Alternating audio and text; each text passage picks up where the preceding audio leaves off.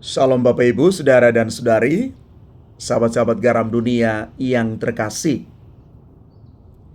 Hari ini gereja merayakan Santo Arnoldus Jansen. Dia adalah seorang imam yang mendirikan kongregasi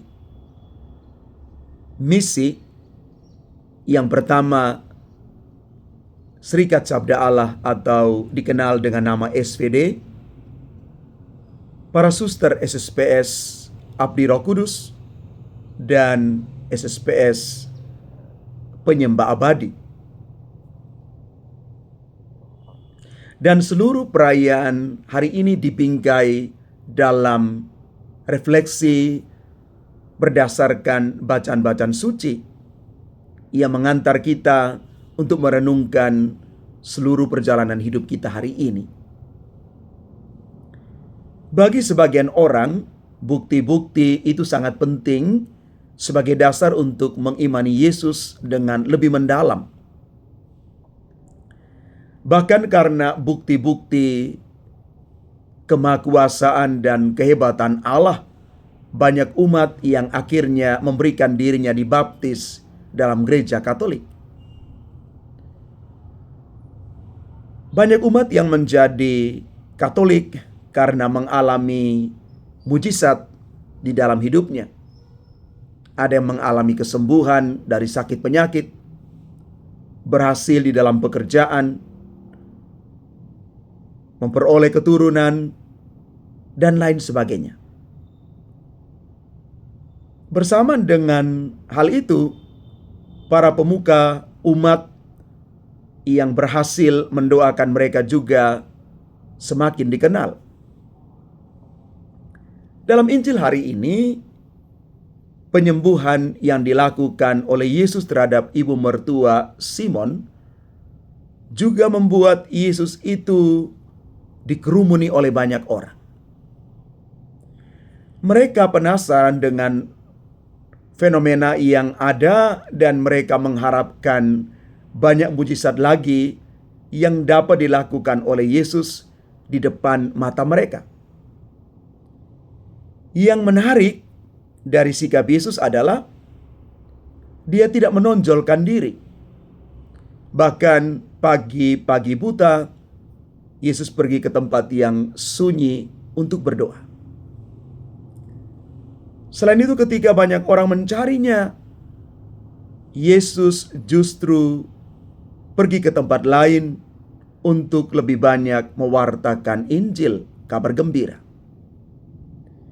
Yesus tidak mengikatkan diri pada satu tempat dan pada orang-orang tertentu saja.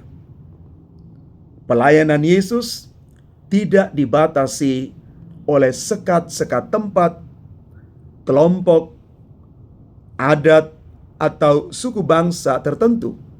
Tetapi sebaliknya, pelayanan Yesus berlaku untuk semua orang dari berbagai golongan.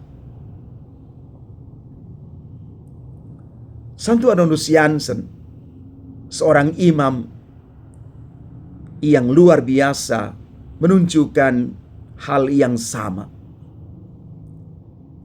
Visi dan misi yang besar untuk karya pewartaan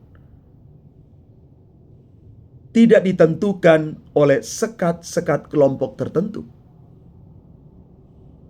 Misi utama supaya sabda Allah itu dikenal di seluruh bumi ini menjadi inspirasi bagi Santo Arnoldus Jansen mendirikan 3 kongregasi.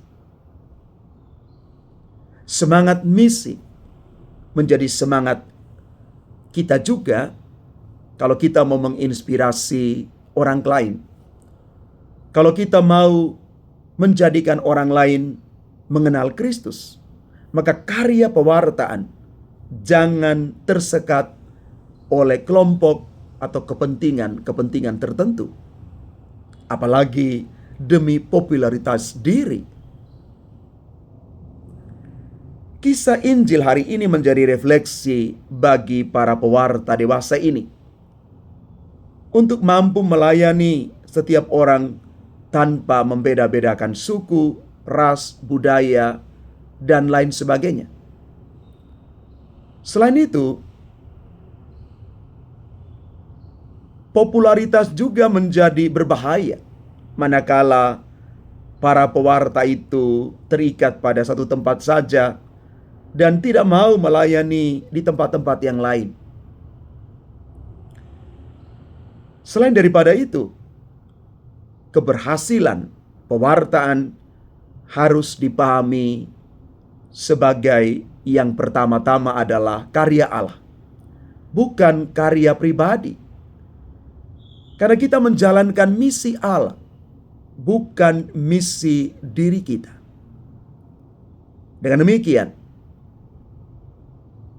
popularitas para pewarta pertama-tama terjadi karena mereka mewartakan Tuhan, mewartakan sabda Allah, bukan mereka mewartakan diri sendiri.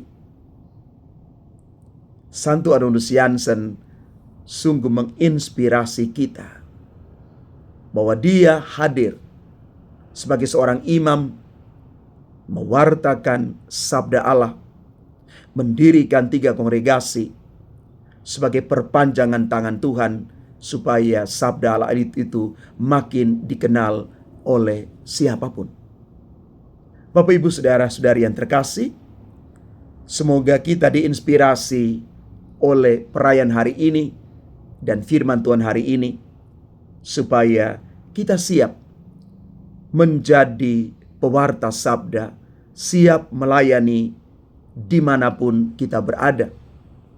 Walaupun mungkin kadang-kadang kita kurang dihargai, bahkan mungkin terjadi penolakan. Tetapi sekali lagi, iman akan Kristus menumbuhkan segala sesuatu yang kita mulai di dalam nama Tuhan sendiri. Mujizat yang terjadi sebagai bukti bahwa apapun yang kita lakukan bukan karena diri kita, tetapi karena Tuhan yang sungguh merestui dan menyempurnakan semuanya itu. Tuhan memberkati kita sekalian. Amin.